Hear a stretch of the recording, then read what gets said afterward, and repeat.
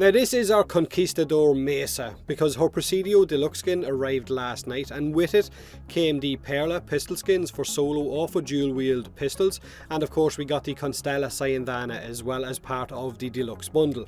Now hands up, Mesa already looked amazing. I think she did anyway, but now with this Deluxe skin I feel like she looks even better. Her Peacemaker's regulators, her sidearms that she equips when she jumps into Peacemaker, now look like old styled flintlock pistols, which is pretty badass, and honestly just makes me really, and I mean really, want Digital Extremes to add a blunderbuss skin for our shotguns. Hopefully I'm not the only person that would love to see something like that, or similar styled skins for actual Warframes. Like imagine a Roman Centurion skin or even a Spartan skin. Maybe they wouldn't fit in with the lore of the game or the style of the game, but then again we have a tentacle frame, we have a clown frame, and of course Kubros lay eggs. Now with this update there was also a lot of quality of life changes added into it, with way too many of them for me to actually start talking about in a video, or the video would go on and on. So the patch notes are in this video's description if you want to jump over and read exactly what was changed or what was added. Now the main focus of this latest update shouldn't really be the Deluxe skin. In my eyes that's not actual content because it costs real money to get. The real content would be the 3 new augments that they added with this update that they mentioned on a previous dev stream, and of course on Prime Time as well. Now they've chosen to hold back Equinox's augment until it reworks a little bit further because they weren't happy with where it was. So with this update we got the Nidus Larva augment, which allows you to manually detonate it for 300 toxin damage, so not viral like they first mentioned. It now deals 300 toxin damage when you manually detonate that larva. This Nidus augment is pretty weak, which is a shame. I was kind of hoping it would deal a little bit more damage, but you can still use it to build stacks and manually detonate it at the end of its duration if you have a decent duration, I guess, on your Nidus.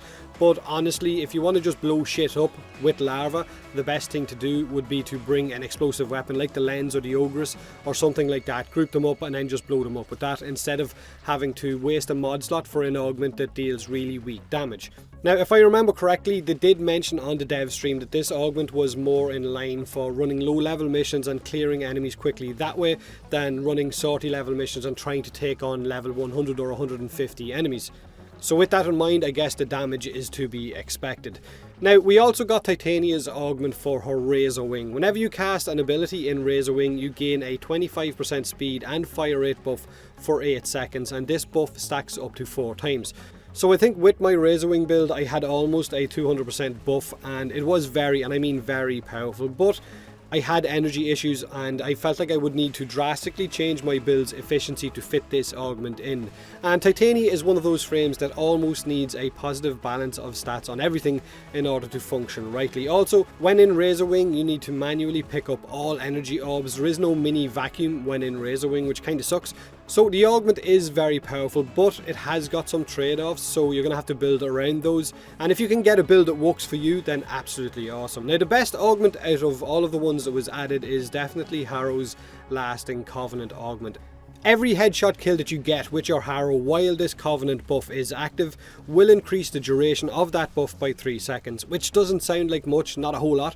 But with a duration already of about 25 or 30 seconds, you can increase that buff all the way up to a minute simply by chaining targets together and popping their heads.